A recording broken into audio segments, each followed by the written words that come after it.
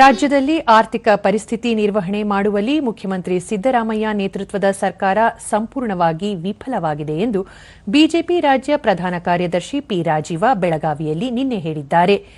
ರಾಜ್ಯದಲ್ಲಿ ನಿರಂತರ ಬೆಲೆ ಏರಿಕೆಯಿಂದಾಗಿ ಹಣದುಬ್ಬರ ಅಗತ್ಯಕ್ಕಿಂತ ಹೆಚ್ಚಾಗಿದೆ. ಮುಖ್ಯಮಂತ್ರಿ ಸಿದ್ದರಾಮಯ್ಯ ಅವರು ಆರ್ಥಿಕ ಕೊರತೆಯ ಮುಂಗಡ ಪತ್ರವನ್ನು ಮಂಡಿಸಿದ್ದಾರೆ ಎಂದು ತಿಳಿಸಿದರು. ಅಗತ್ಯ ವಸ್ತುಗಳ ಬೆಲೆ ಏರಿಕೆ ಸೇರಿದಂತೆ ಇನ್ನಿತರ ವಿಷಯಗಳನ್ನು ಮುಂದಿಟ್ಟುಕೊಂಡು ರಾಜ್ಯಾದ್ಯಂತ ಜನಾಕ್ರೋಶ ಯಾತ್ರೆ ಆರಂಭಿಸಿದ್ದು, ಎರಡನೇ ಹಂತದ ಯಾತ್ರೆ ಬೆಳಗಾವಿಯಿಂದ ಆರಂಭವಾಗಲಿದೆ. ಈ ವೇಳೆ ಪಕ್ಷದ ರಾಜ್ಯಾಧ್ಯಕ್ಷ ಬಿವೈ ವಿಜಯೇಂದ್ರ, ವಿಧಾನಮಂಡಲದ ಉಭಯ ಸದನಗಳ ವಿರೋಧ ಪಕ್ಷದ ನಾಯಕರಾದ ಆರ್ ಅಶೋಕ, ಛಲವಾದಿ ನಾರಾಯಣಸ್ವಾಮಿ ಸೇರಿದಂತೆ ಪಕ್ಷದ ಎಲ್ಲ ನಾಯಕರು ಭಾಗಿಯಾಗಲಿದ್ದಾರೆ ಎಂದು ಹೇಳಿದರು. ಒಗ್ಗಟ್ಟಾಗಿ ಜನಾಕ್ರೋಶ ಯಾತ್ರೆಯನ್ನು ಹಮ್ಮಿಕೊಂಡಿದ್ದಾವೆ.